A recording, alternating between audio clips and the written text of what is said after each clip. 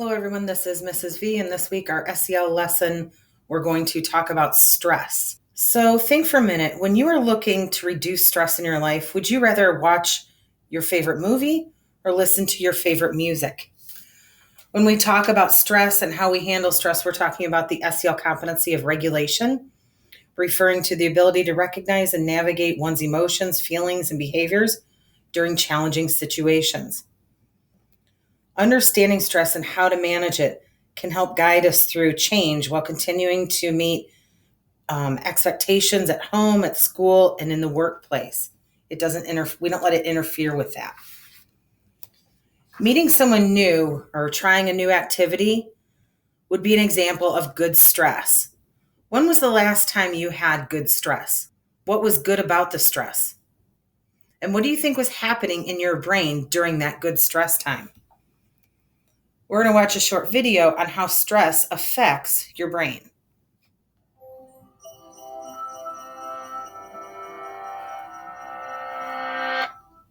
Are you sleeping restlessly, feeling irritable or moody, forgetting little things, and feeling overwhelmed and isolated? Don't worry, we've all been there. You're probably just stressed out. Stress isn't always a bad thing. It can be handy for a burst of extra energy and focus, like when you're playing a competitive sport or have to speak in public.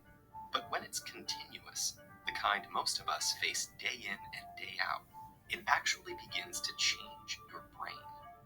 Chronic stress, like being overworked or having arguments at home, can affect brain size, its structure, and how it functions, right down to the level of your genes.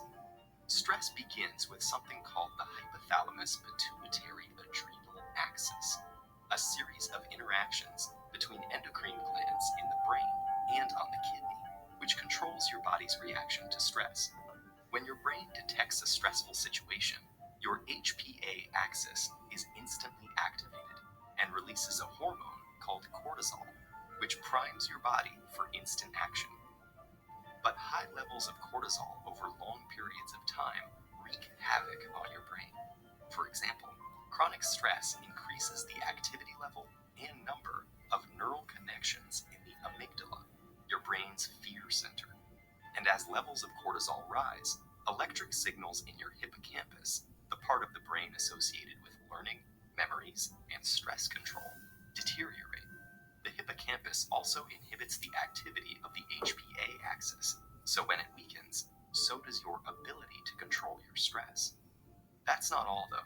Cortisol can literally cause your brain to shrink in size. Too much of it results in the loss of synaptic connections between neurons and the shrinking of your prefrontal cortex, the part of your brain that regulates behaviors like concentration, decision-making, judgment, and social interaction. It also leads to fewer new brain cells being made in the hippocampus. This means chronic stress might make it harder for you to learn and remember things, and also set the stage for more serious mental problems like depression and eventually Alzheimer's disease. The effects of stress may filter right down to your brain's DNA. An experiment showed that the amount of nurturing a mother rat provides its newborn baby plays a part in determining how that baby responds to stress later in life. The pups of nurturing moms turned out less sensitive to stress because their brains developed more cortisol receptors, which stick to cortisol and dampen the stress response. The pups of negligent moms had the opposite outcome, and so became more sensitive to stress throughout life. These are considered epigenetic changes, meaning that they affect which genes are expressed without directly changing the genetic code. And these changes can be reversed if the moms are swapped. But there's a surprising result. The epigenetic changes caused by one single mother rat were passed down to many generations of rats after her. In other words, the results of these actions were inheritable. It's not all bad news, though. There are many ways to reverse what cortisol does to your stressed brain. The most powerful weapons are exercise and meditation, which involves breathing deeply and being aware and focused on your surroundings. Both of these activities decrease your stress and increase the size of the hippocampus, thereby improving your memory. So don't feel defeated by the pressures of daily life. Get in control of stress before it takes control of you.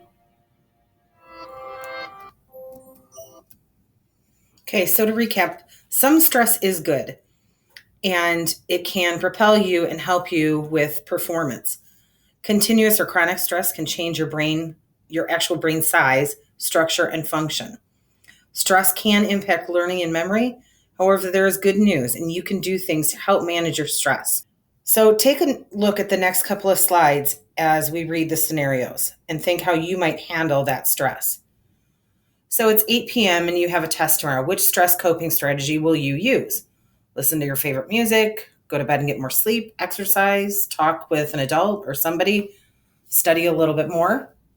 Next situation, you have witnessed an argument between friends in person during lunch. Will you listen to your favorite music, go to bed and get more sleep, exercise, or discuss with another adult or friend or something else?